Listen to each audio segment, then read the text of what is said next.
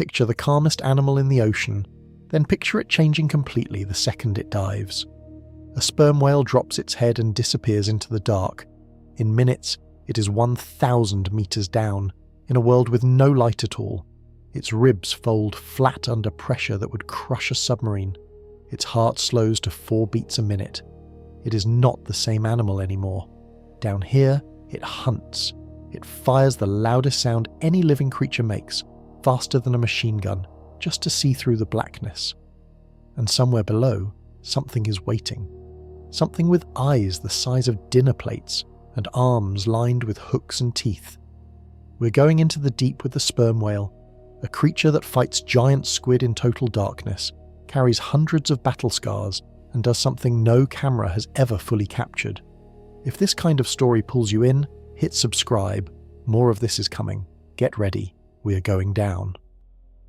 A sperm whale floats at the surface, breathing slow. From a boat it looks peaceful, almost lazy. Its huge grey back rolls with each breath, and mist puffs from its blowhole like steam from a manhole cover.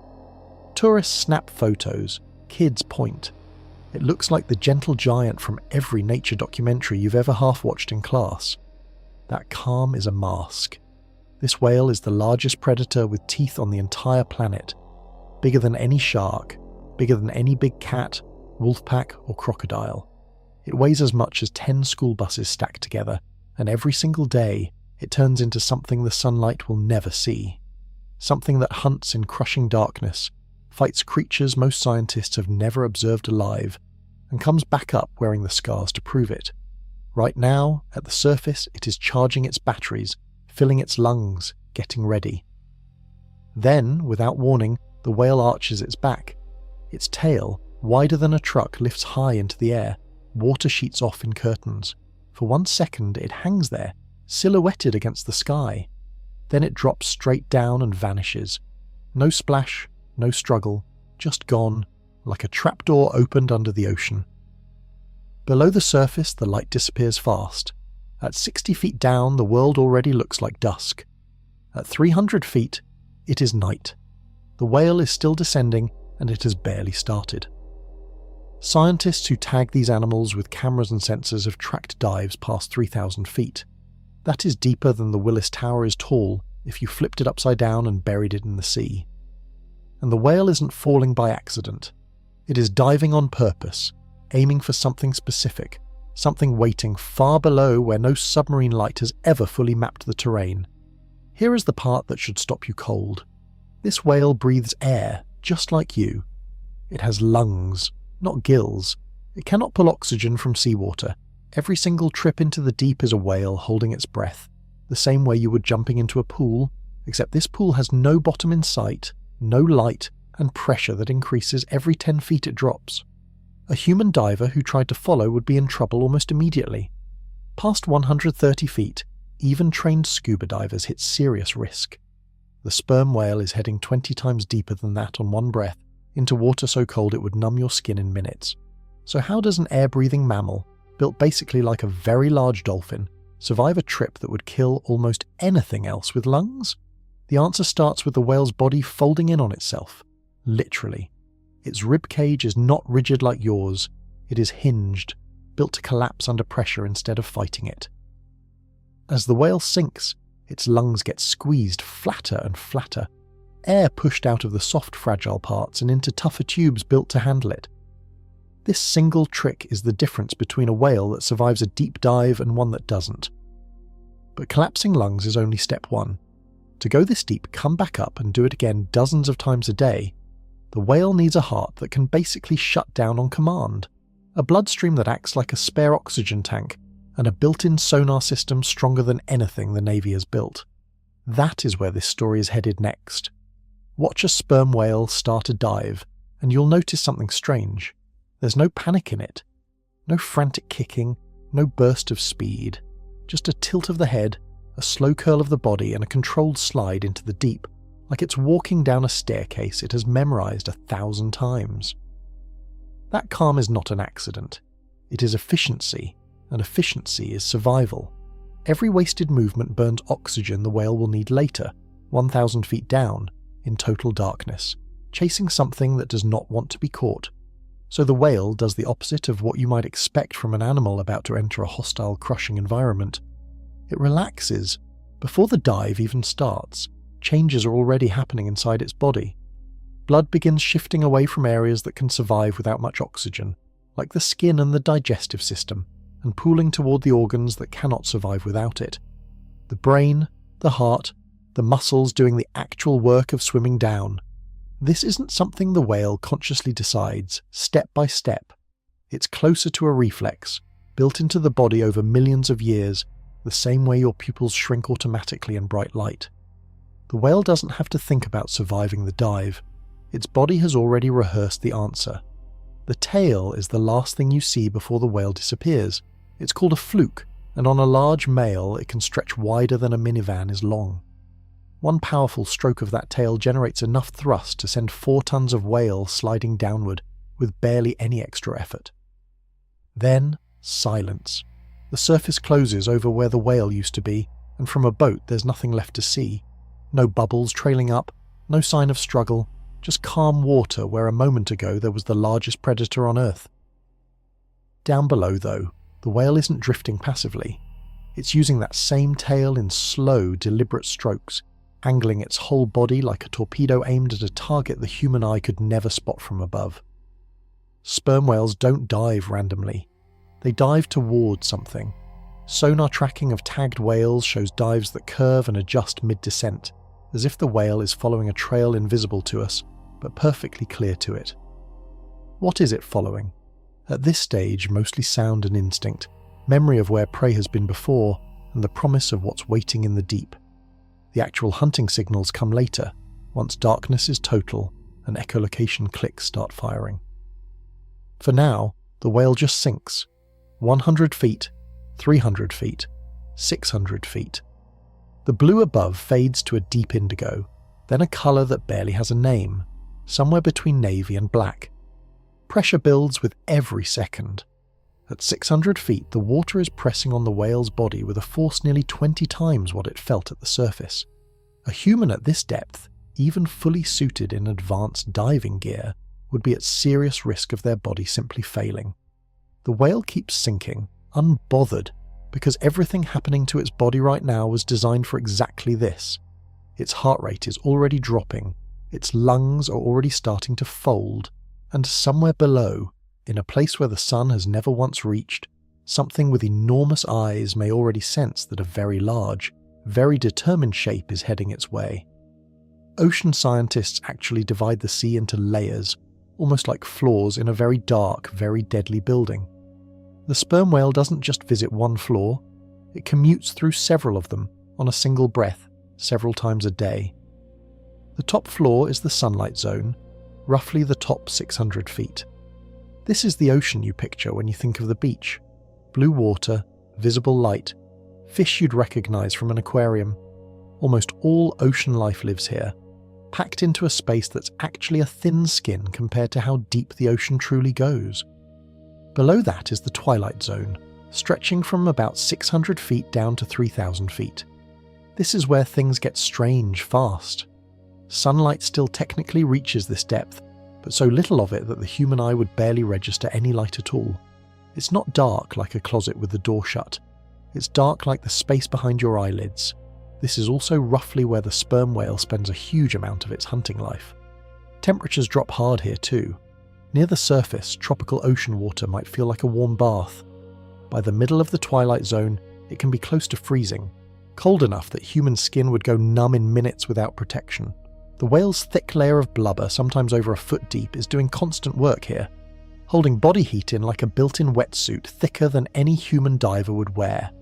Below the twilight zone is the midnight zone, and past 3,000 feet there is no light whatsoever, not dim light. None. Scientists studying this layer often say the only illumination comes from bioluminescent creatures, animals that make their own glow, like tiny flashlights built into flesh. Sperm whales have been tracked diving close to this deepest boundary, though most of their hunting happens in the twilight zone and the upper edge of the midnight zone. Either way, they are operating in a place where their own eyesight becomes almost useless. There's simply nothing to see.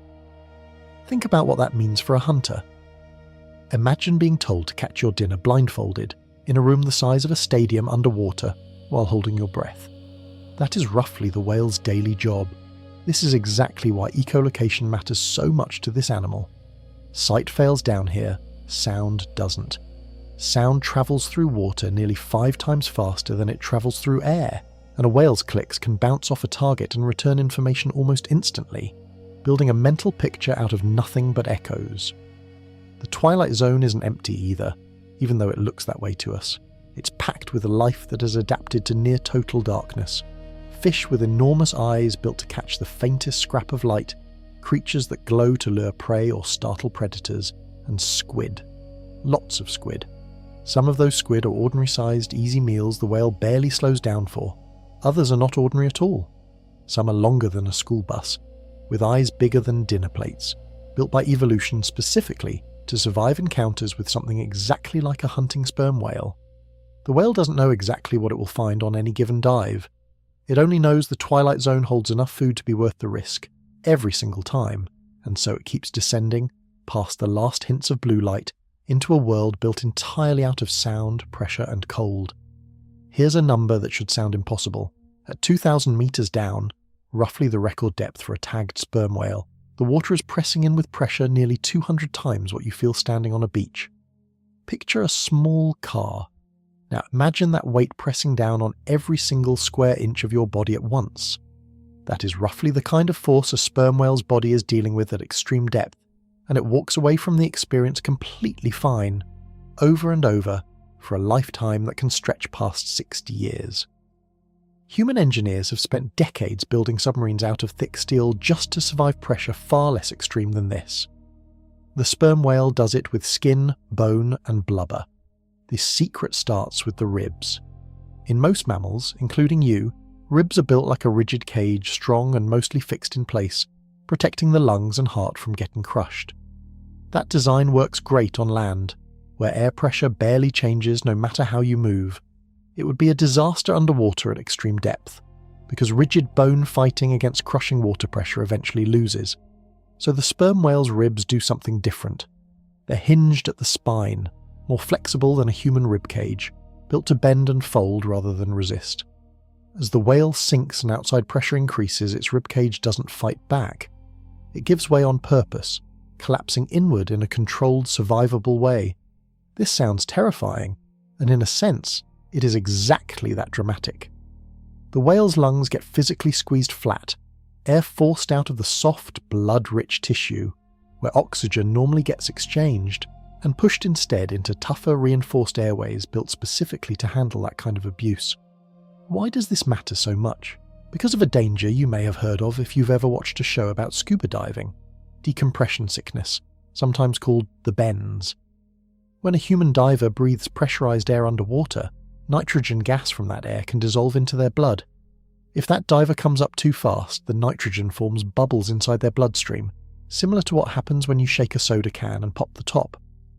Those bubbles can cause serious injury or death. Sperm whales don't have this problem, largely because of how their lungs collapse. By forcing air out of the lung tissue that would normally absorb it into the blood, and into stiffer airways that don't, the whale limits how much nitrogen gets absorbed into its bloodstream in the first place. Less nitrogen in the blood means less risk when the whale rockets back toward the surface later. It's a strange kind of solution. Instead of building a body that resists pressure like a tank, evolution built a body that surrenders to pressure in exactly the right way, at exactly the right moment, every single time. There's a cost though. A collapsed lung can't hold much oxygen. So if the whale's ribcage is folding flat almost as soon as the real depths begin, where is all its oxygen actually coming from during the 90 minutes it might spend below? The lungs, it turns out, were never the main oxygen tank to begin with. If a sperm whale's lungs collapse early in a deep dive, logic says it should run out of oxygen fast. Instead, some sperm whales have been tracked staying underwater for over an hour, occasionally longer. That means the whale's real oxygen supply has almost nothing to do with its lungs at all. Here's the surprising part. Most air-breathing animals, humans included, store the majority of their usable oxygen in their lungs. Take a deep breath right now. Nearly all of that oxygen is sitting in your chest waiting to move into your blood. Sperm whales flip that ratio almost completely. Researchers estimate that most of a sperm whale's total oxygen store isn't in its lungs at all. It's in its blood and muscle. Start with the blood. A sperm whale has an enormous blood volume compared to its body size, and that blood is thick with oxygen-carrying cells, far more concentrated than what runs through your veins. Think of it like the difference between a small water bottle and an entire cooler packed with ice water. More volume, more capacity, more oxygen available before the tank runs dry. Then there's the muscle. Sperm whale muscle tissue is packed with something called myoglobin, a protein whose entire job is grabbing onto oxygen molecules and holding them in reserve, almost like a sponge storing water. Human muscle has myoglobin too, but nowhere near this concentration. A sperm whale's muscles are so saturated with the stuff that the meat itself looks almost black, dramatically darker than any land mammal's muscle tissue, purely because of how much oxygen-storing protein is packed inside. Between the blood and the muscle, the whale is essentially carrying two enormous oxygen tanks that have nothing to do with breathing at all. The lungs, meanwhile, can do their collapsing act without threatening the whale's survival, because the lungs were never the main event to begin with. But storing oxygen only solves half the problem. The other half is spending it wisely. Imagine filling up a car with a full tank of gas, then driving with the engine racing the entire time. Even a full tank empties fast under those conditions. A sperm whale holding a limited oxygen supply for an hour-long dive cannot afford to burn through it carelessly. This is where the whale's body makes another dramatic shift. Blood flow gets redirected away from organs and tissues that can survive temporarily on very little oxygen, and funneled instead toward the organs that absolutely cannot function without it, primarily the brain and the heart. Picture a city during a blackout, where power gets rerouted away from decorative streetlights and shopping centres, saved instead for hospitals and emergency services. The whale's circulatory system is doing something similar mid-dive, keeping the essential systems running while less critical tissue temporarily runs on fumes. This process even has consequences the whale seems to tolerate without issue. Muscles running low on oxygen for extended stretches would normally cause serious problems in most animals. Sperm whales appear built to handle this kind of temporary strain as a routine part of daily life, not an emergency. All of this, the blood, the muscle, the careful rationing, buys the whale time. But there's still one more major oxygen-saving trick left, and it might be the strangest one yet. The whale's own heartbeat, slowing down almost to a stop.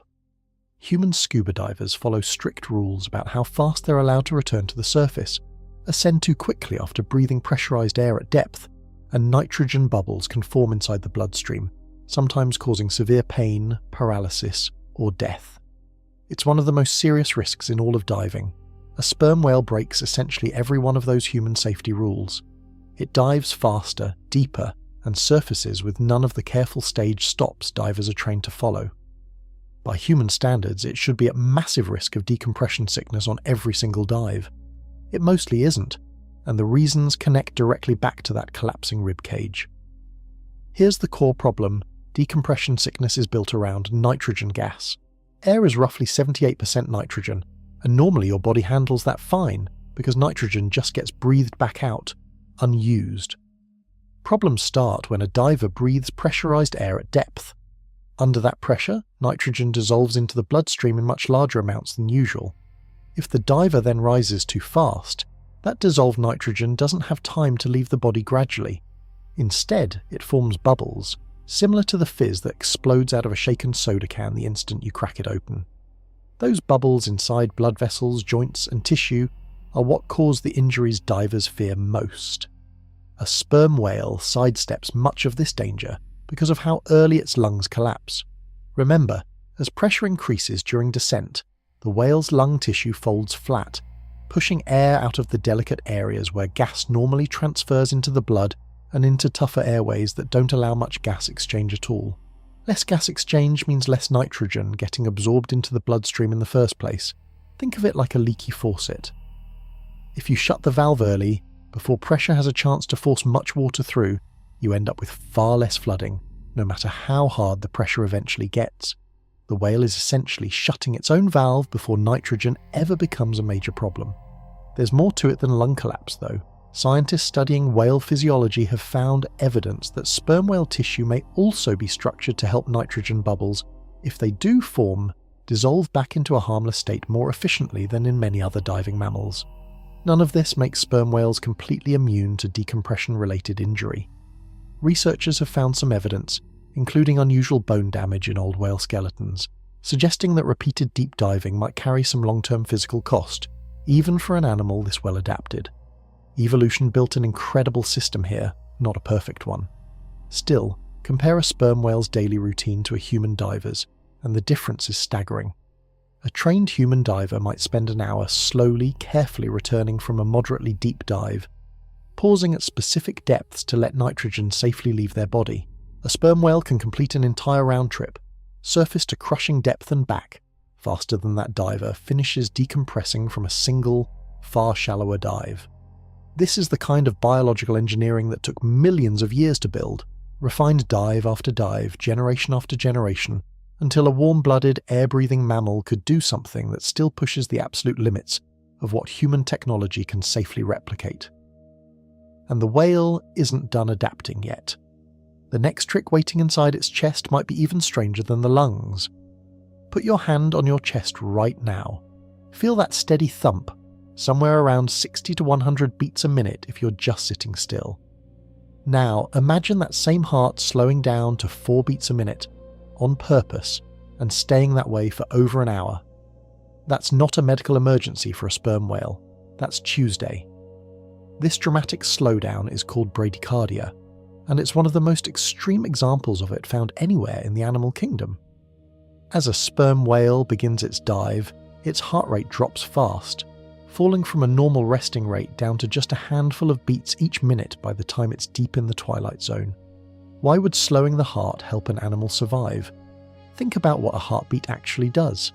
Each beat pushes oxygen-rich blood out to the rest of the body, fueling muscles, organs, and tissue. That process burns energy, and more importantly here, uses up the oxygen supply the whale is carrying with it into the depths. Fewer heartbeats means less blood getting pumped around, which means the whale's oxygen reserves get spent far more slowly. It's similar to driving a car in eco mode instead of flooring the accelerator. Both will get you to the destination eventually, but one burns through your fuel tank dramatically faster than the other. But slowing the heart alone wouldn't be enough. Pumping less blood overall only helps if that limited blood gets sent to the places that truly need it. This is where the whale's circulatory system does something almost surgical. During a deep dive, blood vessels leading to less critical areas, like the skin, the digestive system, and other tissue that can survive temporarily on minimal oxygen, actually constrict, narrowing to reduce blood flow there. Meanwhile, blood keeps flowing steadily to the organs that cannot survive without a constant oxygen supply, primarily the brain and the heart itself. Picture an office building during a power outage, where the emergency generator kicks in but can only support a few critical rooms, not the entire building. Elevators shut off, decorative lighting goes dark. But the server room, the one space that absolutely cannot lose power, keeps running no matter what. The whale's body is making that same kind of ruthless triage decision, dozens of times a day, without conscious thought. This entire system also has to reverse itself the instant the whale needs to surface. As the dive ends and the whale begins its ascent, heart rate climbs back up. Blood flow redistributes back through the body, and within a short stretch at the surface, the whale is back to breathing normally, recharging for the next plunge. Scientists tracking this process have described it as one of the most extreme examples of controlled bradycardia found in any mammal, larger in scale than what's seen in seals or other deep-diving marine animals. What's remarkable is how deliberate the whole system seems. This isn't the whale's body struggling to survive an emergency. It's a rehearsed, repeatable routine performed on command dozens of times every single day of the whale's life. The heart handles the pumping, but there's still the matter of storage, of exactly where all that oxygen sits while it's waiting to be used. That answer lives inside the whale's blood itself, in a network built almost like a hidden reservoir. If you could shrink down and travel through a sperm whale's bloodstream during a deep dive, you'd find something that looks less like ordinary blood and more like a chain of oxygen tanks, linked together and waiting to be tapped. Sperm whale blood is remarkably concentrated with oxygen-carrying cells, packed at levels far beyond what runs through human veins. where your blood carries oxygen mostly to fuel immediate use. Whale blood is built to also function as long-term storage, holding reserves that get released steadily throughout a dive that might last well over an hour. There's also a specialised network of blood vessels involved, called the retia mirabilia, which roughly translates to wonderful nets. These are dense, tangled clusters of blood vessels, and researchers believe they act partly as a reservoir, helping manage blood pressure and oxygen distribution during the extreme physical changes a dive puts the whale through. Think of it like the difference between a house that gets water directly from the city pipe versus a house with its own backup water tank in the basement. Both work fine under normal conditions, but only one keeps running smoothly if the main supply gets interrupted or restricted. The whale's retia mirabilia function similarly, offering a buffer system during the intense pressure changes and blood flow redirection happening throughout a dive. Combine this network with the whale's already massive total blood volume, and you get an animal that can genuinely be described as carrying its own portable air supply, dissolved directly into its circulatory system instead of stored as a gas in its lungs. This explains something that would otherwise seem impossible. Remember, the whale's lungs collapse early in the dive, squeezed flat by pressure, and offering very little useful oxygen storage once the animal is truly deep. If lungs were the whale's main oxygen source, dives would have to be short and shallow, over almost as soon as they began. Instead, sperm whales are documented reaching bathypelagic depths and remaining there hunting for extended stretches, sometimes exceeding an hour before beginning their return to the surface. That kind of endurance simply isn't possible using lung capacity alone. The blood is doing the heavy lifting. There's an added piece to this puzzle worth understanding. Oxygen doesn't just need to be stored, it needs to reach the exact tissues that require it, at exactly the rate those tissues can safely use it, without wasting reserves on areas that can temporarily manage without. This is why the heart rate slowdown from the before and the blood storage capacity from this one work as a single connected system, not two separate tricks. A slower heart conserves the oxygen supply. The blood storage capacity determines how large that supply actually is to begin with. Neither adaptation alone would let a sperm whale survive an hour-long hunt in crushing darkness. Together they turn an air-breathing mammal into something that can function almost like it's carrying its own scuba tank, built directly into its bloodstream. All of this oxygen management exists for one purpose: buying the whale enough time to actually hunt once it reaches the depths where its prey is hiding. And to hunt in total darkness, the whale needs a completely different kind of tool, one hidden inside the strange block-shaped front of its skull. Look at a sperm whale's head from the side, and you'll notice it doesn't look like most other whales. Instead of a sloped, streamlined shape, the front of its skull is a massive squared-off block, almost like someone attached a shipping container to the front of its body. That block-shaped head isn't wasted space. It's packed almost entirely with a strange, oil-filled structure called the spermaceti organ, and it's actually where the sperm whale gets its name. This organ can take up roughly a third of the whale's entire body length. Picture a school bus, and imagine nearly a third of that length being just one internal organ. That's the scale we're talking about here, one of the largest specialised organs found in any animal on the planet. For centuries, sailors who hunted these whales didn't understand what this strange waxy substance actually did. They just knew it was valuable, useful for candles and lubricants, and they named the whale after it without fully grasping its biological purpose. Modern science paints a much stranger, more impressive picture. Researchers believe the spermaceti organ likely serves two major roles at once: helping the whale produce and focus the most powerful sound clicks of any animal on Earth, and possibly assisting with buoyancy control during dives. Start with the sound. Deep inside the whale's nasal passages sit structures nicknamed phonic lips, sometimes called monkey lips because of their odd shape. As air gets pushed past these structures, they vibrate rapidly, generating a burst of sound. That sound then travels backward through the oil-filled spermaceti organ, which acts almost like a lens, focusing and shaping the sound wave, similar to how a flashlight's reflector focuses a bulb's light into a directed beam instead of a weak, scattered glow. Without this organ, the whale's clicks would spread out weakly in every direction. With it, the whale can send a concentrated directional beam of sound out into the darkness, powerful enough to detect prey from a distance that would be genuinely staggering if you saw the number written out. The oil itself is unusual too. Spermaceti oil has properties that change with temperature, becoming denser as it cools and lighter as it warms. Some researchers believe the whale can actually manipulate this, using this changing density as a kind of ballast system, a way to shift its own buoyancy without expending muscular energy on the sink or the climb. It's worth being honest here. This buoyancy idea remains debated among scientists.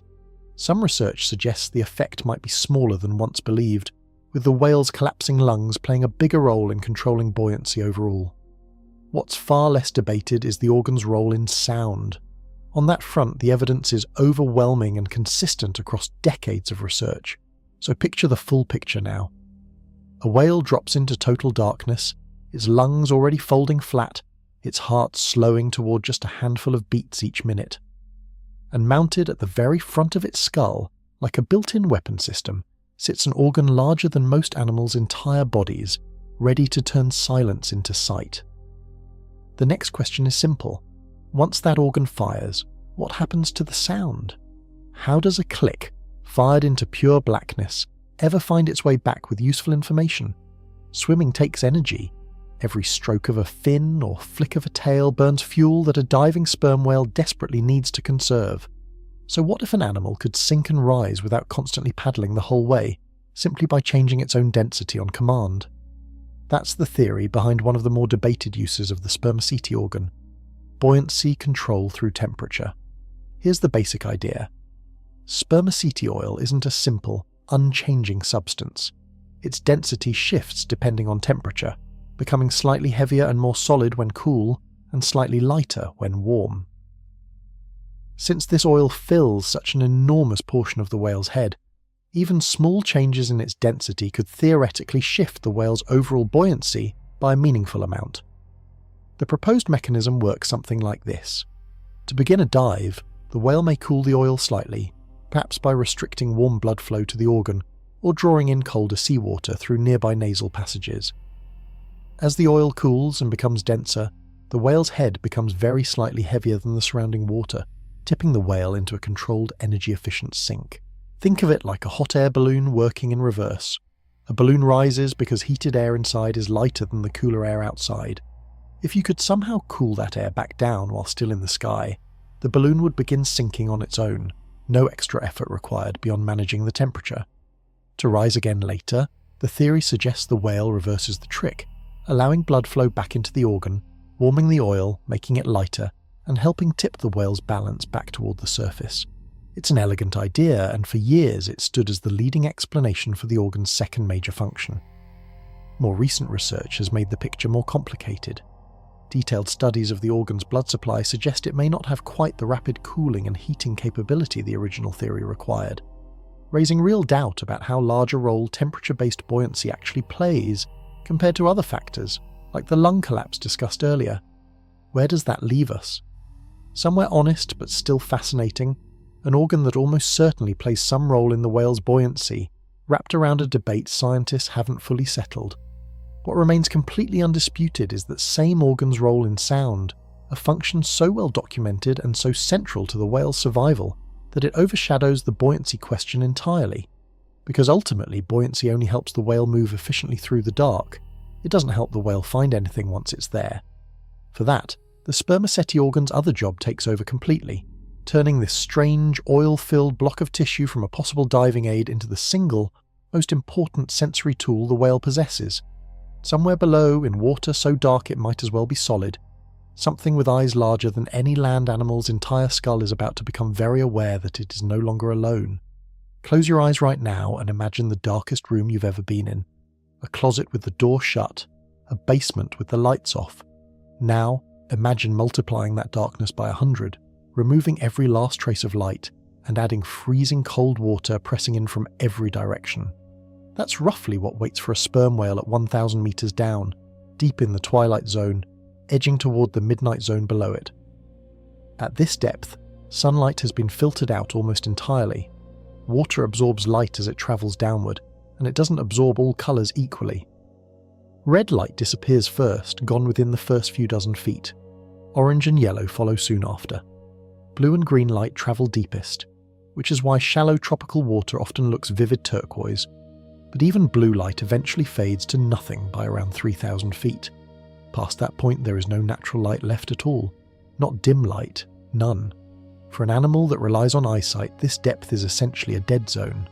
Human eyes, built for a world full of ambient light, would be functionally useless here, unable to make out even the faintest shape or movement. Sperm whale eyes are actually reasonably large and capable, better adapted to low light than human eyes. But even the best eyes on the planet eventually run into an unbeatable problem. Without light, there's simply nothing for eyes to detect. No amount of adaptation changes the basic physics of a photon that never arrives, so the whale essentially stops relying on vision as its primary hunting sense once it reaches serious depth. This is not a small adjustment. Imagine being told you have to navigate through your entire school, find one specific person, and do it all completely blindfolded. Most people would struggle immediately. The sperm whale barely slows down. That's because evolution built this animal a workaround, one that doesn't depend on light at all. Sound. Sound behaves completely differently underwater than light does. It doesn't fade nearly as quickly, and it travels through water dramatically faster than it moves through air, nearly 5 times the speed. In a pitch-black ocean, sound becomes the only reliable way to sense the world, and the sperm whale is built almost entirely around exploiting that fact. This is where the spermaceti organ earns its keep. That massive oil-filled structure taking up a third of the whale's head isn't decoration. It's the engine behind the most powerful directional sound clicks of any animal alive, strong enough to punch through darkness that would defeat any eye ever evolved. Down here, in a world with no light at all, the sperm whale isn't hunting with its eyes anymore. It's hunting with something closer to sonar, an ability so precise that it can build a detailed picture of its surroundings using nothing but echoes bouncing back through the black water.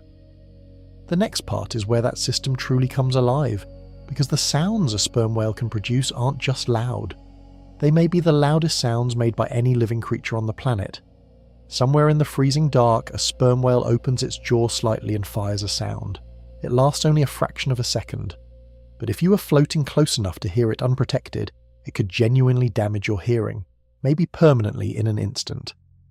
Sperm whale clicks are widely considered the loudest sounds produced by any animal on the planet, edging out even the loudest calls made by blue whales in terms of sheer intensity at the source. These aren't gentle communication sounds, like a dog's bark or a bird's song. They're closer to a gunshot, a sharp, percussive burst of pressure that slams through the water. To understand why this matters, you have to understand what the whale is actually doing with these clicks. It isn't just making noise, it's building a map. The process starts at those strange structures mentioned earlier, nicknamed the phonic lips, tucked deep inside the whale's nasal passages near the front of its skull. As the whale forces air across these lips, they snap together and apart rapidly, generating a sharp pulse of sound, similar to how snapping your fingers creates a sudden crack instead of a smooth tone. That initial pulse then travels backward through the spermaceti organ, that massive oil-filled structure taking up so much of the whale's head. The oil doesn't just let the sound pass through, it focuses it, shaping a burst of sound energy into something closer to a flashlight beam than a light bulb's scattered glow. Some of that sound also reflects off an air-filled sac at the back of the skull, bouncing forward again, adding power and shape to the outgoing click. The result is a tightly focused, extremely powerful pulse of sound, launched forward into the darkness like a beam. The scale here is genuinely hard to picture. Estimates suggest these clicks are loud enough, at their source, to be detected by other whales from miles away, even accounting for how sound weakens as it spreads. In practical terms, this means a sperm whale hunting in complete darkness can potentially locate prey or communicate with other whales across distances that would take a human diver an entire afternoon to swim. There's something almost eerie about how mechanical this system is. It's not a voice, not really. It's closer to sonar equipment, similar in basic concept to what a submarine uses to navigate, except this version evolved over millions of years, built entirely out of soft tissue, oil and air, with no metal or electronics involved at all. And the whale doesn't just fire one click and wait. During active hunting, it produces long, steady streams of clicks, sometimes at a rate of more than 1 per second, building a constantly updating picture of everything around it, faster than a single flash of light could ever manage. Producing the sound is only half the equation, though. A signal is worthless if nothing comes back. The real magic happens in what occurs next. How a whale actually catches the echo of its own click and turns raw sound into a working picture of the world. Firing a sound into the dark is easy. Understanding what bounces back is the hard part, and it's where the sperm whale's true advantage over almost every other predator on Earth actually lives. When a whale's click travels outward and strikes something solid, a fish, a rock, the massive body of a squid, part of that sound wave bounces back toward the whale as an echo. This is the exact same basic principle, used in submarine sonar and in the ultrasound machines doctors use to see inside a human body, except the whale evolved this ability long before any of that technology existed. The whale's lower jaw plays a surprisingly important role in catching that returning echo. It's filled with a special type of fatty tissue that conducts sound extremely well, almost like a built-in antenna. Sound waves reaching the jaw travel through this fatty channel back toward the whale's inner ear, where the real interpretation begins. From there, the whale's brain has to do something incredibly fast and complex. Convert raw sound into spatial information. How far away is the object? What direction it's in? Roughly how large it is? Possibly even some sense of its shape and texture, based on subtle differences in how the echo returns. Think about how you locate a sound in a dark room. If a phone buzzes somewhere behind you, you can usually turn and point almost directly at it without seeing anything, just from how the sound reaches each of your two ears slightly differently. Now imagine doing that not with one buzz, but with a continuous stream of your own sound pulses, dozens per minute, each one returning fresh spatial data, building a constantly updating three-dimensional picture instead of a single static guess. That's roughly what's happening inside a hunting sperm whale's brain, except at a level of speed and precision that dwarfs human hearing entirely. Researchers studying tagged whales have found that hunting sperm whales produce a steady stream of regular clicks during the search phase of a dive, then shift into a completely different pattern once they've locked onto something promising. The clicks speed up dramatically, blending together into a rapid buzzing sound.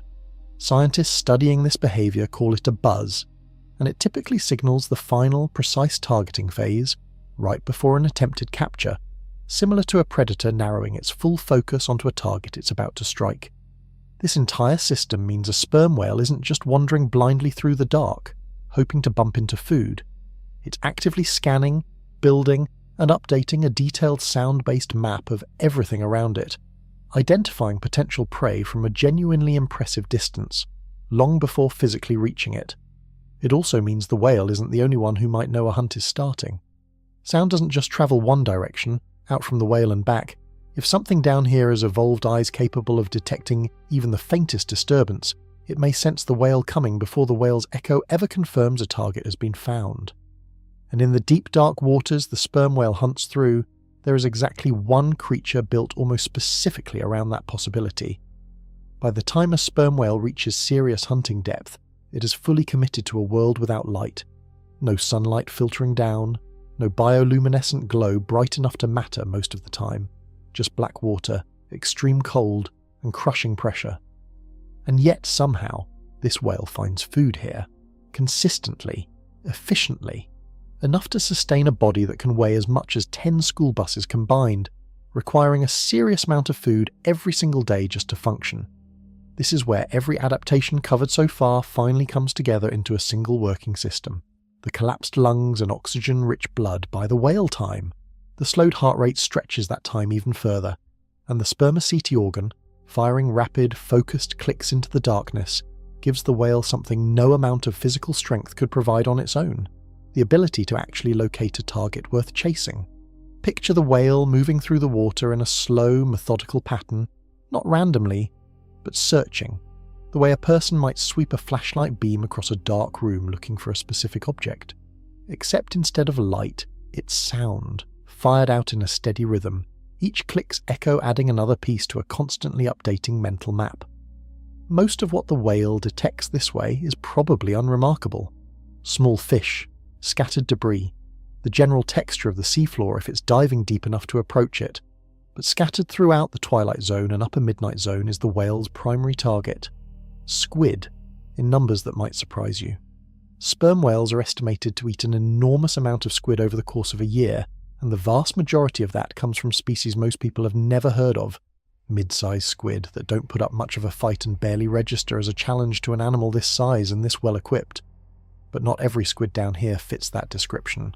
Scattered among the ordinary prey are squid built on a completely different scale, some stretching longer than a school bus with the largest eyes of any animal on the planet, evolved specifically to detect exactly the kind of approaching predator a sperm whale represents. These aren't passive targets. They're prey that has spent millions of years developing its own defenses against this exact hunter. When a sperm whale's echolocation clicks lock onto something this large, hunting behavior changes noticeably. The steady search pattern of clicks shifts into that rapid buzzing pattern mentioned earlier, the whale narrowing its full sensory focus onto one specific target, closing distance with increasing precision. This is the moment the whale's entire dive has been building toward. Every adaptation, the folding ribs, the slow heartbeat, the oxygen-soaked blood, the focused sonar beam, exist to make this exact moment possible. Closing in on something large, something capable of fighting back, somewhere no camera has ever fully captured what happens next. And what waits at the end of that approach is not a passive meal waiting to be found. It's a creature with its own weapons, its own senses, and its own reason to have survived this long in the same crushing darkness the whale calls a hunting ground. Not every hunt ends quietly. Sometimes, deep in the twilight zone, a sperm whale's rapid buzz of echolocation clicks locks onto something that doesn't behave like ordinary prey. Something large, something that seems to sense the whale coming before contact ever happens. This is the moment scientists find most fascinating and most frustrating about sperm whale hunting behavior.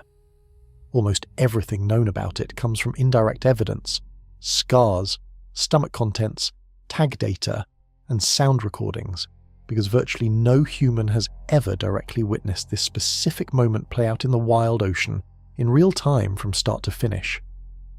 What researchers have pieced together points to genuine tension in these encounters. Unlike the whale's routine meals of smaller, less capable squid, certain prey down here appears equipped to detect danger early and attempt evasion, rather than simply becoming an easy target. The reason connects to something covered earlier. Total darkness doesn't just limit the whale's eyesight, it limits everyone's eyesight down here, except for animals specifically evolved around the problem. And there is one group of deep-sea predators that solved the darkness issue in almost the opposite way the whale did. Instead of relying on sound, they built the largest eyes found anywhere in the animal kingdom. These enormous eyes aren't built to see detail, the way a human eye focuses on reading a page of text. They're built to catch the faintest possible amount of light, similar to opening a camera's aperture as wide as it will go in a dark room, sacrificing sharpness entirely in exchange for sensitivity. Even in near-total blackness, an eye built this way might detect something most other animals would miss entirely, the faint disturbance of bioluminescent plankton stirred up and glowing faintly as a massive shape swims through them. In other words, some of the whale's prey may be able to see the whale coming, not by spotting the whale directly, but by spotting the trail of disturbed light the whale's own movement leaves behind in the water. If that's true, it changes the entire nature of this encounter. This isn't necessarily a surprise attack every single time. In some cases, it may be closer to two predators, each aware of the other, one relying on sound and raw power, the other relying on eyesight and evasive movement, both fully aware that a confrontation might be about to happen. Some prey down here appears to respond to this awareness by shifting to even greater depths, retreating toward colder, darker water where resources are scarcer, but where a diving whale has less time to spend searching before its oxygen reserves force a return to the surface. It's a strange, high-stakes standoff, playing out entirely in the dark, entirely without human witnesses, using senses so different from our own that reconstructing exactly what happens requires piecing together clues, almost like solving a crime with no direct testimony. But eventually, in a large enough number of these encounters, distance closes. The whale's buzzing clicks intensify, and somewhere in the black water, an animal built almost like something out of a nightmare finally comes into range. For centuries, sailors told stories about massive sea monsters with writhing arms, strong enough to drag entire ships down into the deep. Most people assumed these were myths, exaggerated tales meant to scare new crew members on long voyages. The giant squid turned out to be real. This is not a small creature.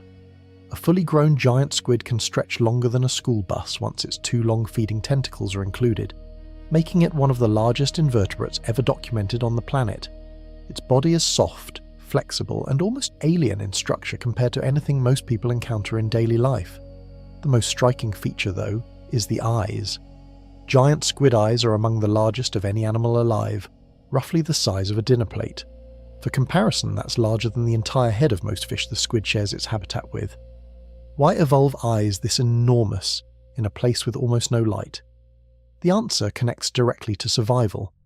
Bigger eyes gather more available light, even the faintest possible trace of it, which means a giant squid can potentially detect the glow of disturbed bioluminescent plankton stirred up by an approaching predator, sometimes from a genuinely impressive distance for an environment this dark. In a sense, the giant squid isn't trying to see clearly. It's trying to see early, catching the first hint of danger before that danger gets close enough to matter. Despite the terrifying reputation these animals have earned in pop culture, giant squid are not typically aggressive hunters chasing down large, fast-moving prey through open water. Most evidence suggests they're ambush predators, drifting patiently in the dark using stealth and sudden bursts of speed rather than sustained chases. Their diet mostly consists of fish and smaller squid, caught with fast, precise strikes rather than prolonged pursuit.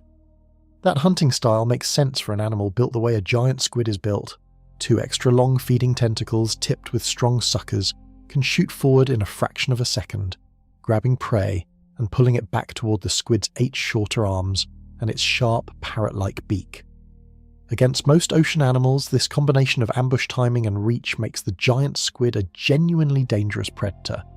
But against a sperm whale, the entire equation flips. A giant squid is not remotely close to a sperm whale's size. An adult sperm whale can weigh dozens of times more than even a very large giant squid, and the whale brings echolocation, raw physical strength, and a mouth lined with dozens of sharp teeth into an encounter the squid did not choose and cannot realistically win through direct combat. So the squid's true defense was never about winning a fight. It's about avoiding one entirely, using those massive eyes to detect trouble early enough to escape before the whale ever closes the distance. Sometimes that strategy works. The squid vanishes into darker, deeper water, and the whale's sonar loses the trail. But sometimes, despite every advantage evolution built into those enormous eyes, the whale is simply too fast, too persistent, or too close before the squid ever senses the danger. And when that happens, the quiet standoff of the deep ocean turns into something else entirely. Evolution rarely builds something as extreme as the giant squid's eyes without a serious reason behind it. Eyes that size are expensive for a body to maintain, requiring extra nutrients, extra energy, and extra vulnerable tissue in an environment where injuries don't heal quickly. So why did this particular trait become so extreme in this particular animal? The leading explanation connects directly back to the sperm whale. Researchers studying deep-sea vision have proposed that giant squid eyes evolved to their enormous size specifically as an early warning system against approaching predators, with sperm whales standing out as the most significant threat these squid face in the wild. The math behind this idea is fairly elegant. Bigger eyes can detect fainter light from farther away. In a world without light, the only source worth detecting is a target's own inadvertent effect on its surroundings. Specifically, the way a massive swimming body disturbs and agitates bioluminescent plankton, causing them to glow. A sperm whale weighing as much as 10 school buses combined and moving through water at meaningful speed would almost certainly stir up a noticeable trail of that disturbed glowing plankton as it swims. To an eye large enough and sensitive enough to catch that faint glow from a distance, this effectively turns the whale's own movement into an accidental warning signal, announcing its approach before it ever gets close enough to strike. This creates a fascinating kind of evolutionary arms race, playing out entirely in total darkness over millions of years. The whale developed increasingly powerful focused sonar to locate prey despite the total absence of light. The squid, in turn, developed increasingly massive eyes, specifically to detect the whale before its sonar ever confirms a target has been found. Neither side is standing still in this competition. Researchers studying whale evolution have noted that some deep-diving toothed whales, sperm whales included, have developed increasingly sophisticated, high-powered sound systems over evolutionary time, potentially in direct response to prey, that keeps getting better at detecting and evading them early. It's worth pausing on how strange this entire situation really is. Two of the largest, most specialized predators and prey relationships in the entire ocean are built around sensors that have almost nothing in common. One hunts by producing the loudest sound of any animal alive. The other defends itself using the largest eyes of any animal alive. Neither ability would be particularly useful in a well-lit environment. Both are supreme adaptations to one specific shared problem: surviving and hunting in a world with no light at all. Despite this dramatic defense system, the giant squid's massive eyes are not a guarantee of safety. They only provide a chance at early detection, not a foolproof one. Distance, positioning, water conditions, and simple timing all still play a role in whether that early warning arrives soon enough to matter. And when it doesn't arrive in time, or when the whale is simply too close, too fast, or too determined, the ancient standoff between these two animals stops being a story about detection and evasion. It becomes a story about direct physical contact, and about what happens when the largest hunter on the planet finally catches something built for centuries to avoid exactly this moment.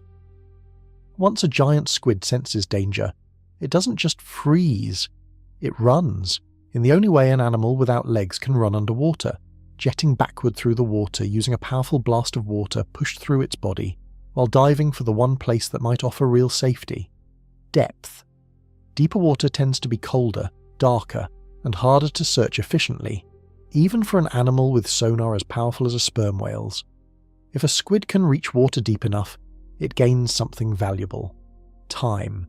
Every extra 100 feet it drops forces the whale to spend more of its limited oxygen supply just closing the distance, cutting into the window it has left before its body forces it back toward the surface for air. This creates a strange kind of countdown, playing out silently in the dark. The whale isn't just chasing the squid, it's racing its own bloodstream, watching an internal oxygen supply tick downward with every second spent in pursuit. The squid, meanwhile, is gambling everything on distance and darkness. It has no armor, no size advantage, and no way to outmuscle an animal dozens of times its weight. Its entire strategy depends on making itself hard enough to find, or reaching water deep enough, that the whale gives up and turns back toward the surface before running out of time. Sometimes this gamble works. Sperm whales don't have unlimited dive time, and a squid that reaches sufficient depth or manages to break the whale's sonar lock entirely may simply outlast the pursuit. The whale, running low on stored oxygen, eventually has no choice but to abandon the chase and begin its return to the surface, empty-handed on that particular attempt. But the sperm whale isn't chasing blindly. Remember the buzzing pattern of clicks from earlier, that rapid burst of echolocation that signals the whale has locked onto a specific target. Once that buzz begins, the whale is tracking the squid's exact movements in real time, adjusting its own path with each returning echo, closing distance with a precision that a fleeing squid cannot easily shake. Speed matters here too. While sperm whales aren't built for short sprints the way some smaller dolphins are, they're capable of powerful sustained swimming, especially over the relatively short distances involved in a targeted final approach. A squid jetting backward, however fast, is working against a predator that can match or exceed its pace over the distances that actually matter in this encounter. At some point in a large number of these chases, the gap closes to almost nothing. The squid's massive eyes, built to detect danger from a distance, become almost useless at close range, when the threat is no longer a distant disturbance in the water, but an enormous, fast-moving shape closing the final few feet. This is the moment everything in this story has been building toward. Not the search, not the chase. The actual physical collision between the largest predator with teeth on the planet and one of the largest, strangest invertebrates ever to evolve. And when contact finally happens, it happens fast, violent, and almost entirely unseen by human eyes. No confirmed video exists of a sperm whale and a giant squid locked in combat in the open ocean. Everything scientists know about this moment comes from indirect evidence, pieced together like a puzzle with most of its pieces still missing. But that evidence paints a clear and genuinely intense picture of what likely happens once distance closes to nothing. The whale's primary weapon is its lower jaw, narrow and lined with large cone-shaped teeth, some of them several inches long. Unlike many other predators, sperm whales don't typically use their teeth for slicing or ripping the way a shark does. Their main teeth sit only in the lower jaw, with the upper jaw often lacking fully erupted teeth of its own. Instead, evidence suggests sperm whales rely heavily on suction to actually capture prey, creating powerful pressure changes inside the mouth that can pull prey inward, almost like a vacuum. The teeth may play a bigger role in gripping and controlling struggling prey once contact is made, rather than serving as the whale's primary capture tool from a distance. For the squid, this final moment is a desperate all-or-nothing defense. With no time left to flee and nowhere left to hide, a giant squid's only remaining option is direct resistance, using the one set of weapons evolution actually gave it: 8 arms and 2 long tentacles, all lined with powerful gripping suckers. Those suckers aren't smooth. Many are ringed with small, sharp, tooth-like structures, hard enough to tear and grip flesh rather than simply sticking to a surface. As the squid's arms wrap around whatever part of the whale they can reach, usually the head and jaw area during a close-range struggle, those suckers dig in and hold on with real force. Picture something the size of a large dog, except every inch of it is muscle, latching onto your face with 8 separate powerful arms, each one lined with grabbing, tearing suckers. Now imagine that creature has one final job, causing enough damage fast enough that its attacker decides continuing the fight isn't worth it. That's roughly the squid's entire strategy in these final seconds. It cannot win through size or strength. Its only realistic hope is inflicting enough pain and damage that the encounter becomes costly enough for the whale to reconsider, even briefly. Evidence suggests the whale, in turn, may use its massive block-shaped head almost like a weapon of its own during this struggle. Some researchers believe whales may ram or pummel the squid using pure mass and force, gradually subduing the resistance before finally securing a solid grip with the jaw. The entire struggle likely happens fast, probably lasting seconds to at most a couple of minutes, not the drawn-out cinematic battles shown in movies and old illustrations. In real life, this isn't 2 evenly matched monsters locked in an epic duel. It's a massive, overwhelming predator subduing a smaller, desperate animal, fighting for its life with the only tools it has. But even a fight lasting only seconds can leave permanent evidence behind.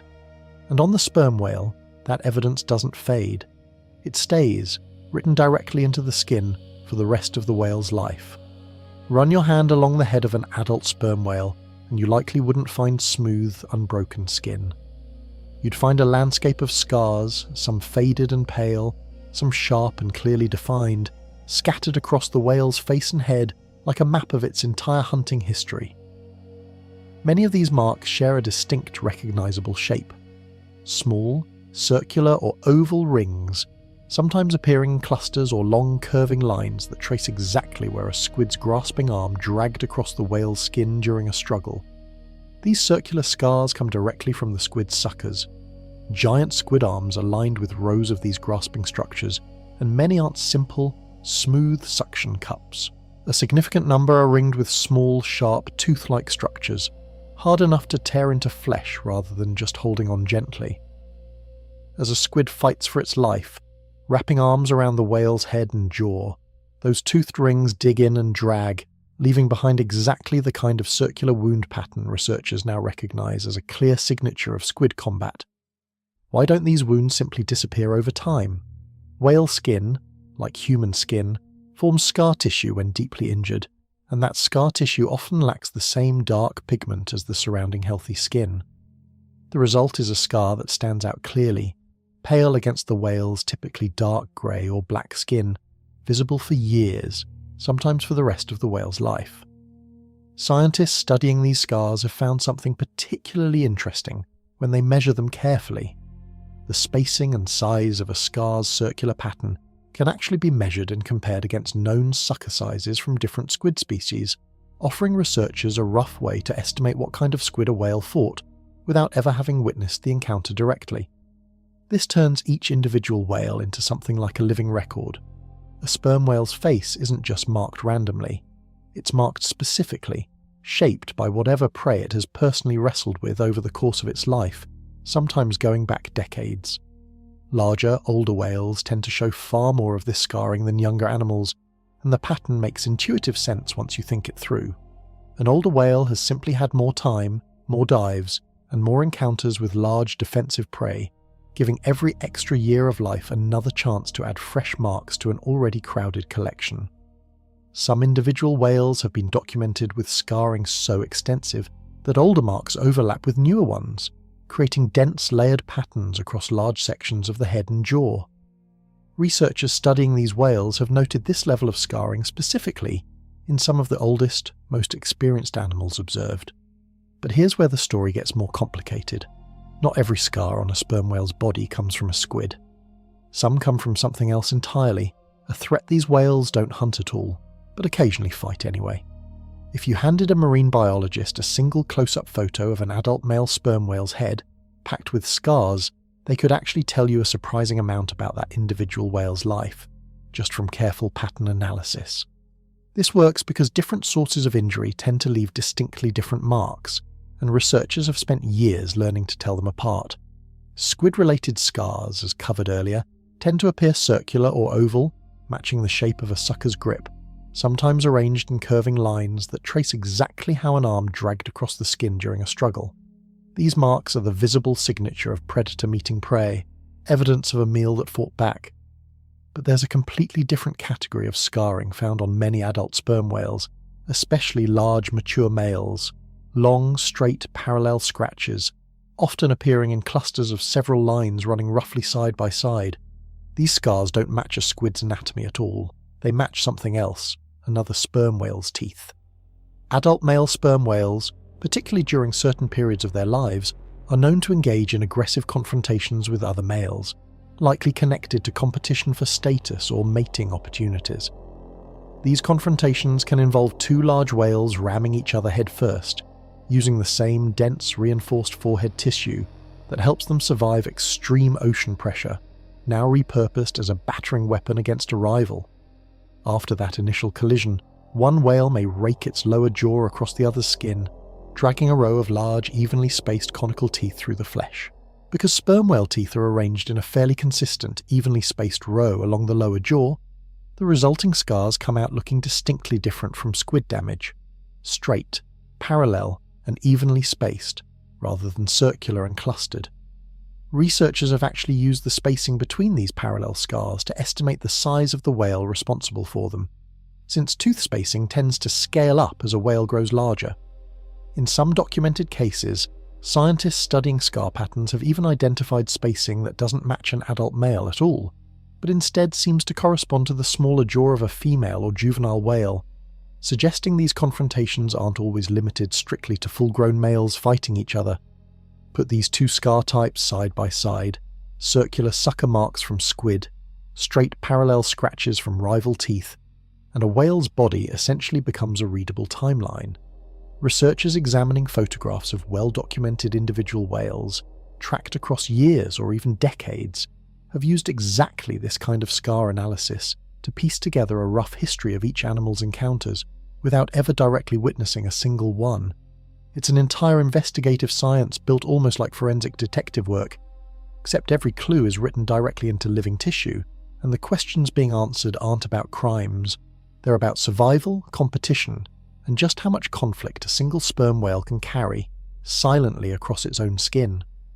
Not all scars on a sperm whale's body look the same age, and that difference turns out to be scientifically useful. A fresh wound and a decades-old scar can look completely different from each other, and researchers studying these whales have learned to read that difference almost like reading rings inside a tree trunk. When a sperm whale is first injured, whether by a squid's toothed suckers or a rival whale's raking teeth, the wound typically starts out looking raw and pink, sometimes with visible torn or damaged tissue around the edges. Over the following weeks, the whale's body begins the healing process, gradually replacing damaged tissue with new scar tissue. That new scar tissue often lacks the same pigment cells found in the surrounding healthy skin. As it forms, the scar frequently turns pale, sometimes almost white, standing out sharply against the whale's typically dark grey or black colouring. This is very similar to how a scar on human skin can sometimes appear lighter than the skin around it, just on a much larger, more dramatic scale. Over time, as a scar continues to age, it may fade slightly further or shift in tone, though it generally never returns to the original pigment of undamaged skin. This means a well-healed, faded scar likely represents an injury from months or years earlier, while a still vivid, more sharply defined mark likely represents something far more recent. Researchers tracking individual identifiable whales over long periods, sometimes photographing the same animal repeatedly across years of study, have used exactly this kind of timeline to piece together a rough chronology of each whale's life. A whale photographed as a younger animal with relatively few marks, then photographed again years later covered in dramatically more scarring, offers a visible record of exactly how much conflict occurred in the years between those two observations. This matters because it turns individual scars into more than just isolated evidence of a single encounter.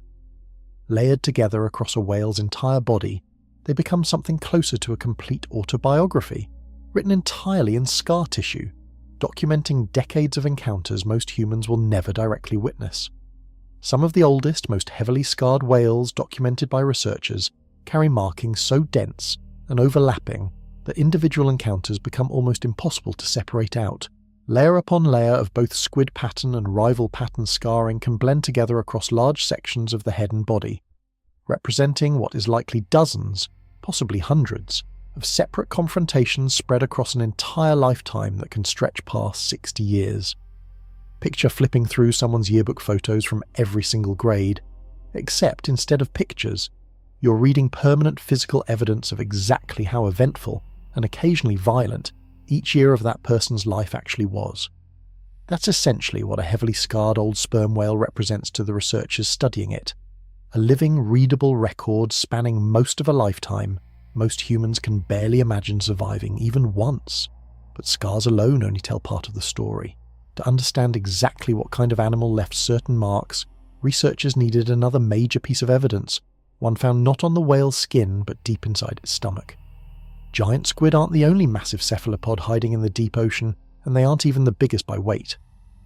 Farther south, in the freezing waters surrounding Antarctica, lives something even more intimidating: the colossal squid.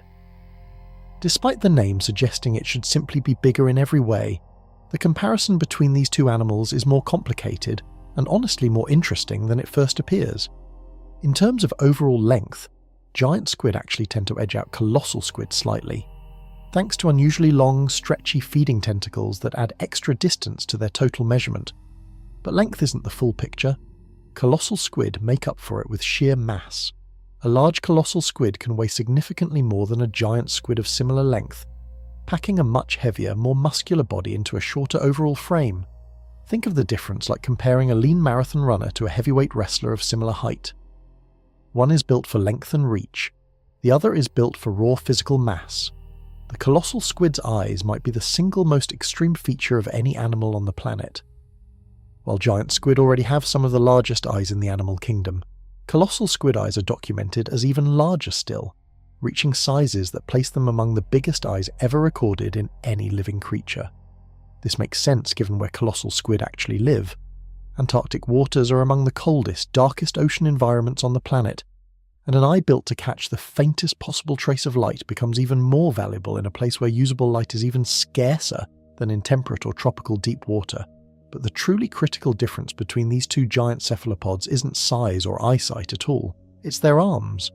Giant squid arms and tentacles aligned primarily with suction cups, some ringed with small, sharp, tooth-like structures, but fundamentally built around gripping through suction. Colossal squid took a different evolutionary path entirely. Their arms and tentacles aligned with sharp, rotating hooks instead, hard, curved structures capable of biting directly into flesh, rather than simply gripping and holding on. This single difference changes everything about what a fight with each animal likely looks like for a sperm whale. A giant squid's suckers can tear and grip painfully, leaving those distinctive circular scars. But a colossal squid's hooks represent something more serious: actual puncturing, tearing weapons, capable of inflicting deeper, more severe wounds during a struggle. Sperm whales are documented preying on colossal squid just as they hunt giant squid, diving into the frigid Antarctic depths where these animals live in search of exactly this kind of high-value meal. And when a whale does manage to catch and consume a colossal squid, it doesn't just gain calories, it sometimes gains something else entirely. Physical evidence left behind, quite literally, inside its own stomach. Picture two different weapons built for the exact same job, holding on to something that desperately doesn't want to be held. That's essentially the evolutionary problem both giant squid and colossal squid solved, using two very different solutions. Giant squid rely on suction cups, many ringed with small, sharp, tooth-like structures around their edges. These work through a combination of grip and minor tearing, similar to how a strong adhesive combined with tiny serrated edges might hold onto a struggling surface. Painful and damaging, but fundamentally built around suction and grip strength. Colossal squid abandoned suction almost entirely in favour of something more directly aggressive. Sharp, curved hooks, some of which can actually rotate at the base, embedded directly into the arms and tentacles instead of, or alongside, traditional suckers. These hooks function less like a strong grip and more like actual claws, capable of hooking into flesh and holding on through direct penetration rather than suction pressure alone. The practical difference between these two systems is significant. A suction-based grip, however painful, still relies fundamentally on pressure and surface contact. A hook-based grip digs in physically, gripping through penetration in a way that suction alone cannot match, and that can potentially cause deeper, more serious tissue damage during a prolonged struggle. For a sperm whale hunting either animal, this means a giant squid encounter and a colossal squid encounter likely carry meaningfully different risks. A giant squid's suckers, while genuinely capable of leaving lasting scars, work primarily through gripping and tearing at the surface level.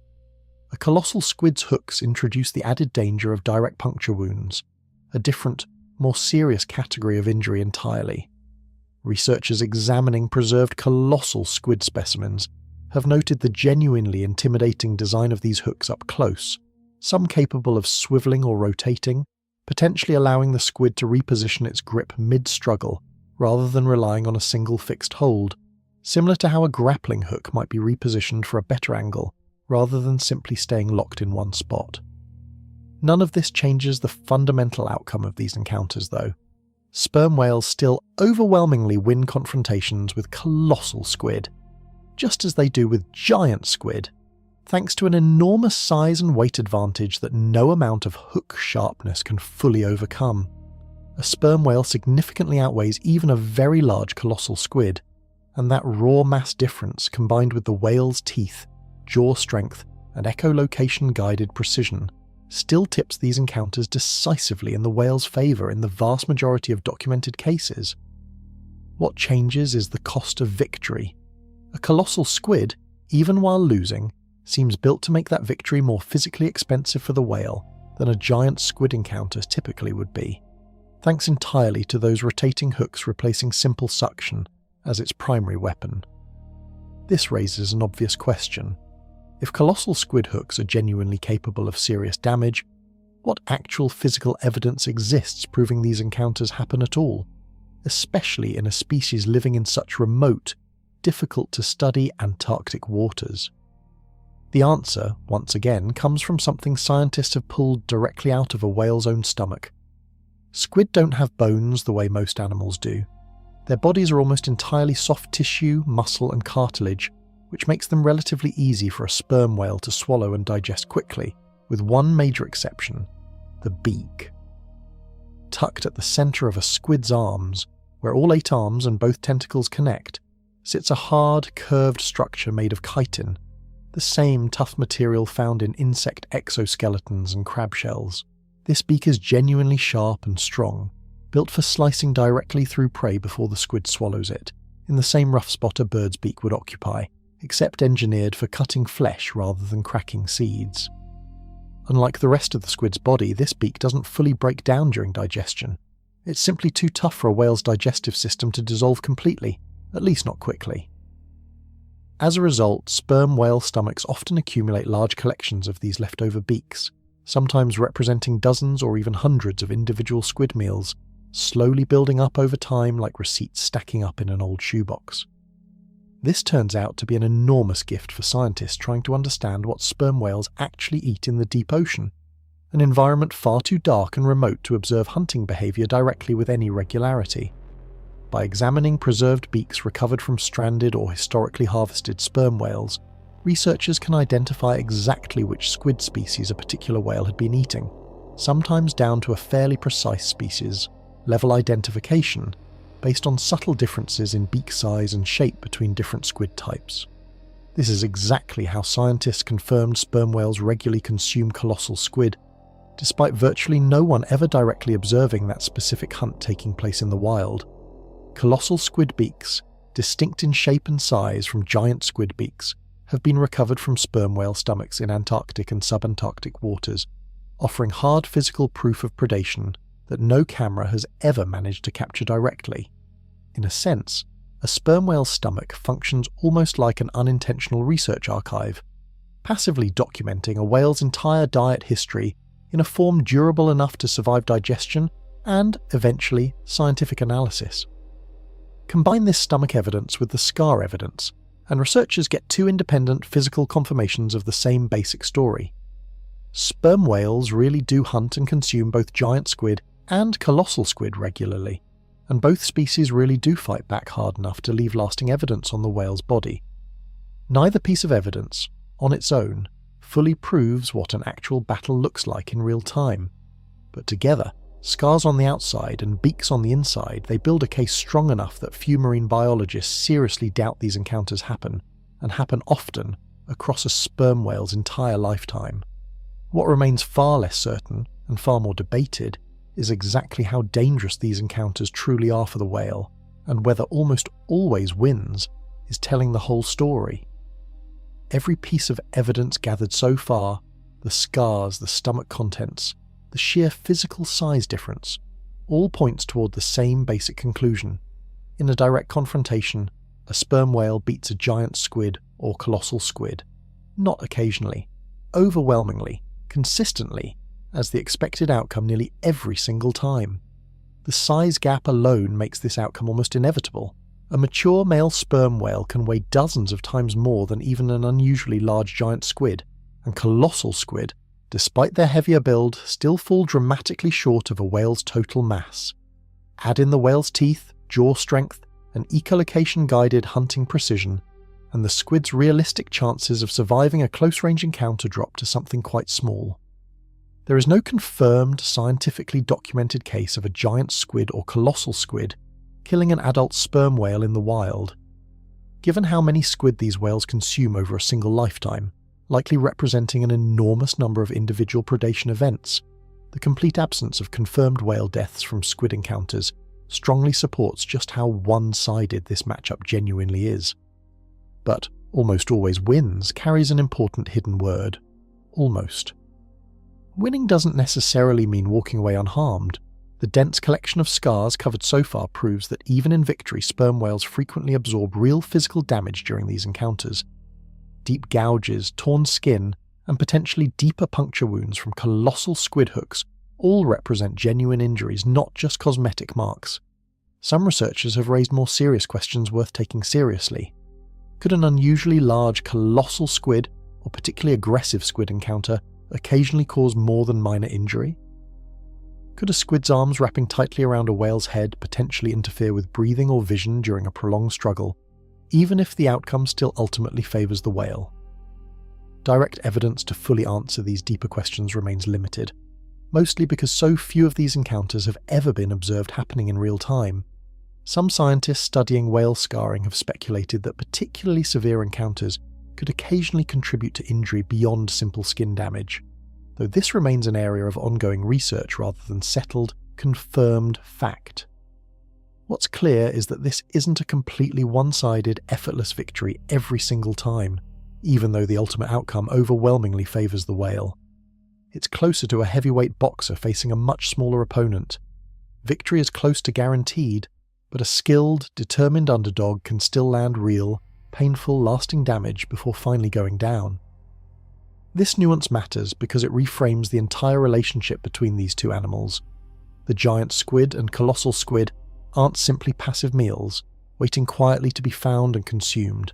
They're genuine combatants, fighting with everything evolution gave them, even against odds that are stacked overwhelmingly against them from the very start.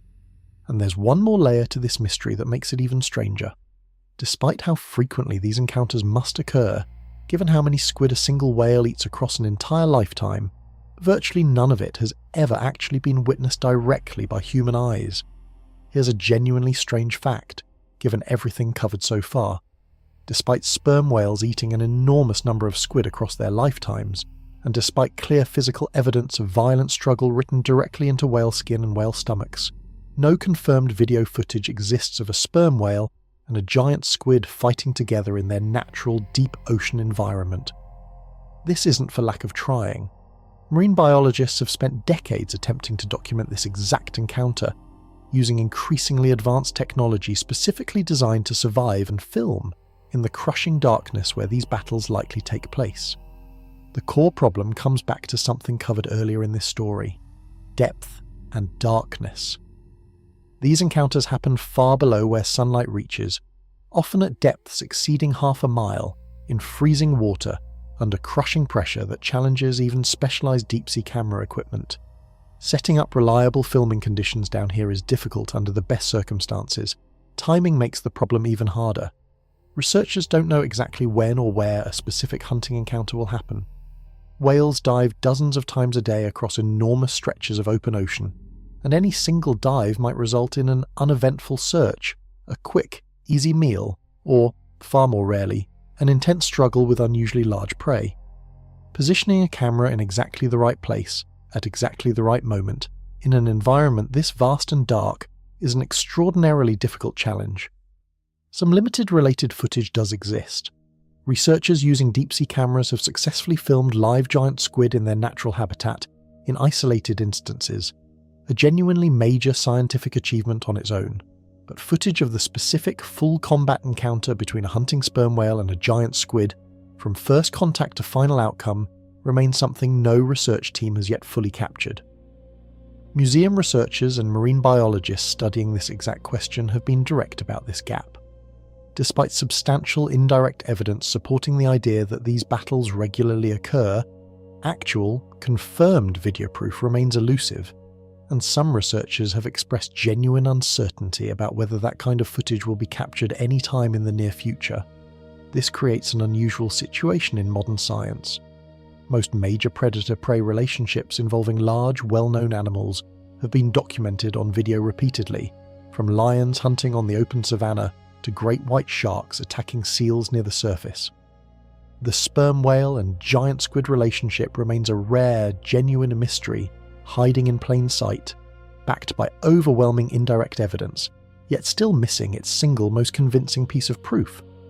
So how do scientists study something they've never actually witnessed happening?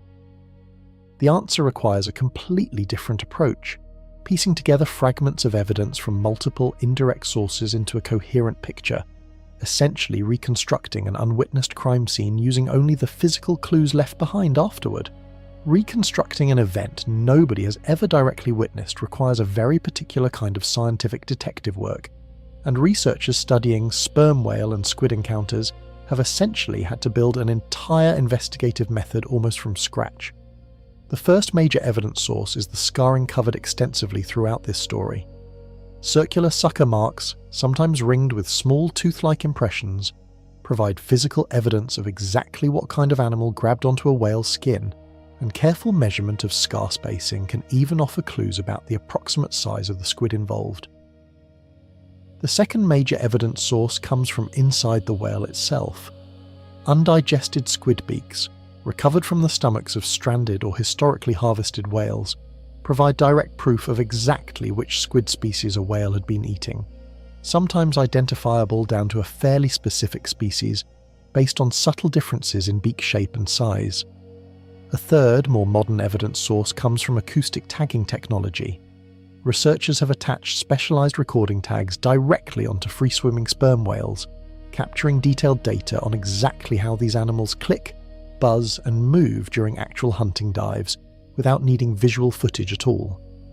This acoustic data has proven remarkably useful. Researchers can identify the shift from a whale's normal steady search pattern, clicking into that rapid buzzing pattern, associated with a close-range, final approach toward a specific target.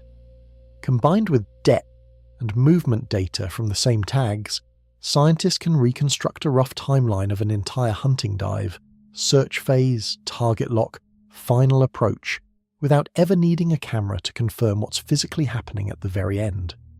Put these three evidence sources together: physical scarring, stomach contents, and acoustic hunting data, and researchers can build a surprisingly detailed picture of these encounters even without a single confirmed video of the actual moment of contact.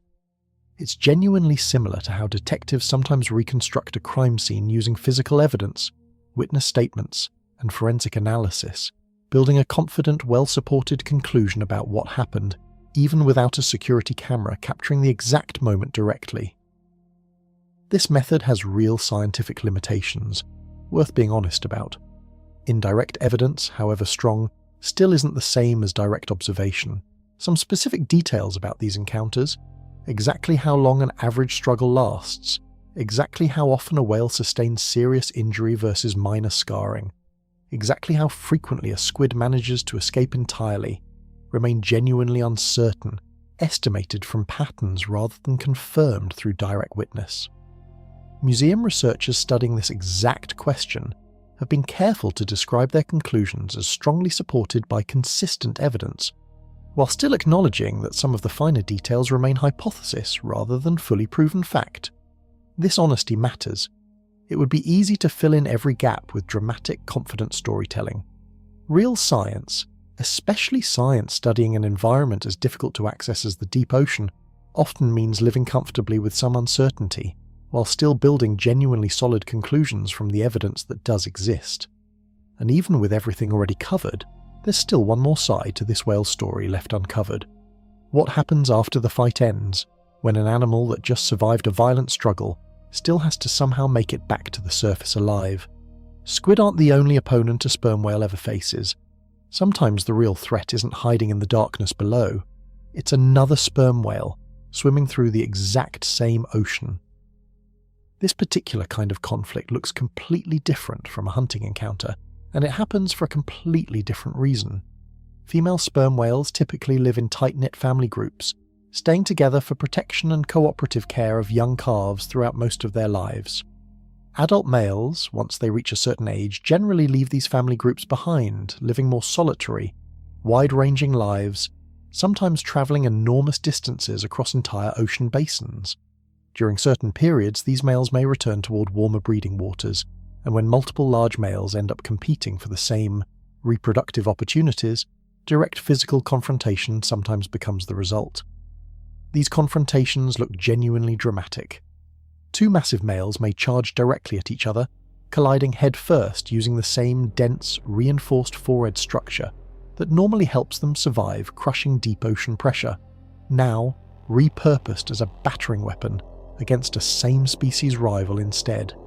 After that initial collision, one or both whales may follow up by raking their lower jaw across the opponent's skin, dragging a row of large teeth through the flesh in a fast, aggressive motion. Because sperm whale teeth sit in a fairly evenly spaced row along the lower jaw, this creates a distinctly different scar pattern than anything a squid could produce.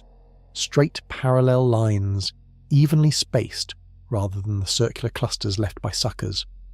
Researchers studying this behaviour believe these confrontations serve a specific social purpose, likely connected to establishing dominance or signalling physical fitness to potential mates, rather than being random, purposeless violence.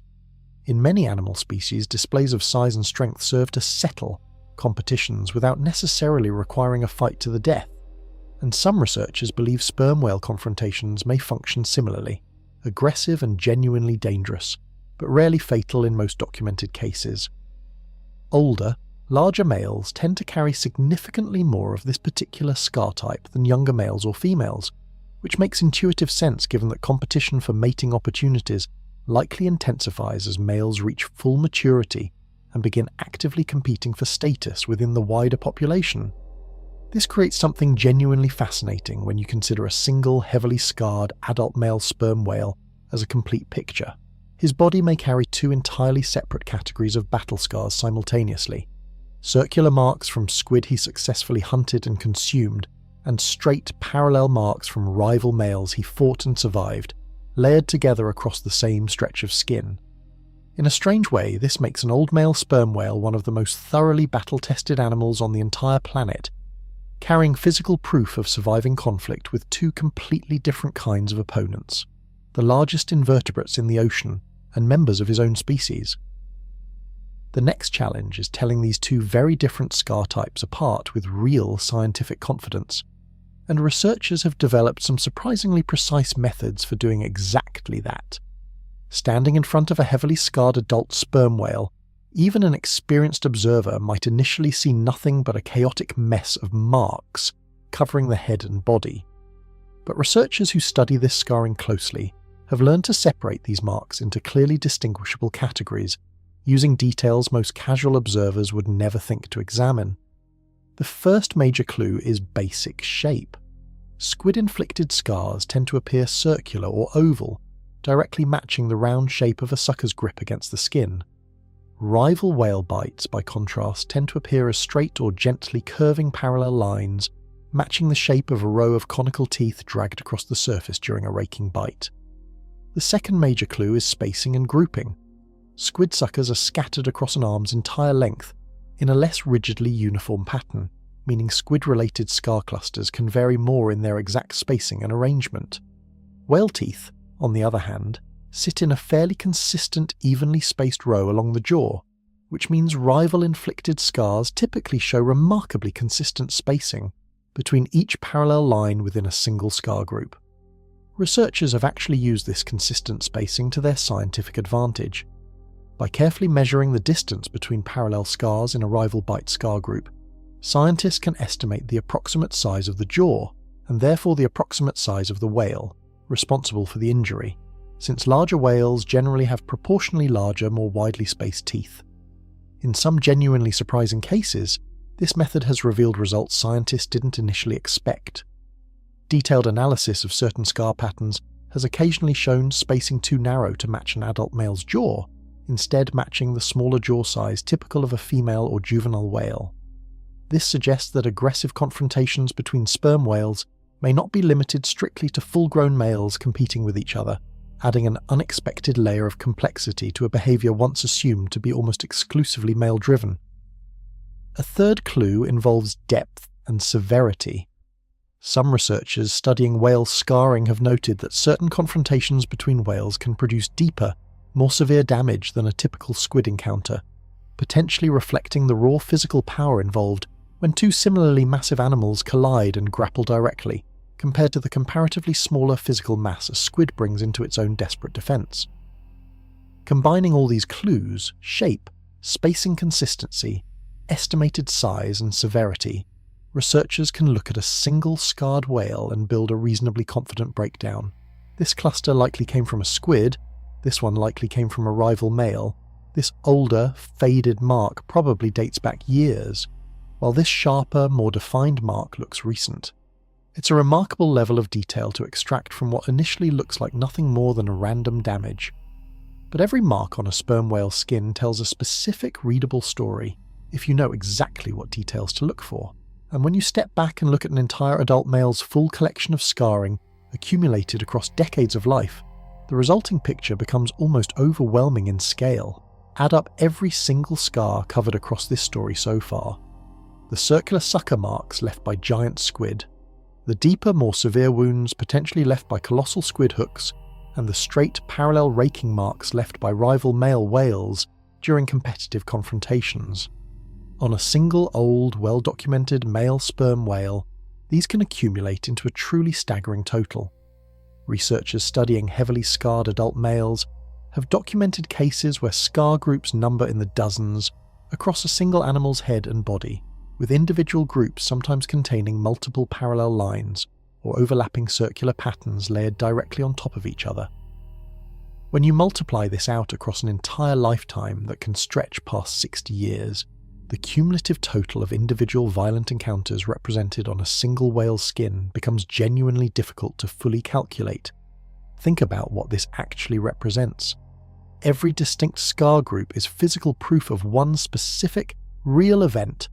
A squid that fought back hard enough to leave a lasting mark, or a rival male whose teeth drag deep enough to scar rather than simply bruise. A whale carrying dozens of these scar groups isn't just an old animal. It's a survivor of dozens of separate, physically dangerous confrontations, each one a genuine test the whale came through alive. This reframes something important about how we should picture a sperm whale's actual daily life. It's easy to picture these animals purely as calm, majestic creatures gliding peacefully through the ocean, and in a literal sense, that image isn't wrong. Sperm whales spend enormous amounts of time simply swimming, resting, and socializing peacefully. But layered underneath that calm exterior is a physically demanding, occasionally violent existence, one built around routinely diving into crushing darkness to wrestle with animals equipped with hooks and toothed suckers, and occasionally facing down rival males in genuinely dangerous physical confrontations. Older whales, unsurprisingly, tend to be the most heavily scarred individuals researchers document, simply because they've had more decades to accumulate this kind of physical history. A young sperm whale, freshly independent from its family group, typically shows relatively light scarring by comparison, its personal history still mostly unwritten. There's something almost poetic in how directly a sperm whale's appearance reflects its actual life story. Unlike most animals, where age and experience remain largely invisible to a casual observer, an old sperm whale wears its entire survival record directly on its skin, permanently, for anyone who understands how to read it. Every single one of those scars, though, came at a cost, and every single deep dive that produced them also came with the same basic physical demand hanging over the entire encounter. The whale's limited, ticking supply of stored oxygen, running out with every extra second spent fighting instead of swimming back toward the surface, which raises one final, critical question. What actually happens if a fight or a chase, or simply an unusually deep search, runs long enough that the whale's oxygen margin gets pushed to its absolute limit? Every adaptation covered throughout this story, the collapsing lungs, the oxygen-saturated blood, the dramatically slowed heartbeat, exists to buy the sperm whale time. But time, even for an animal this specialized, is not unlimited. A typical sperm whale dive lasts somewhere between 30 and 45 minutes, though tagged whales have been documented pushing past 90 minutes in some extreme cases. Beyond that window, the physical cost of remaining submerged begins climbing sharply, regardless of how efficiently the whale's body manages its oxygen supply.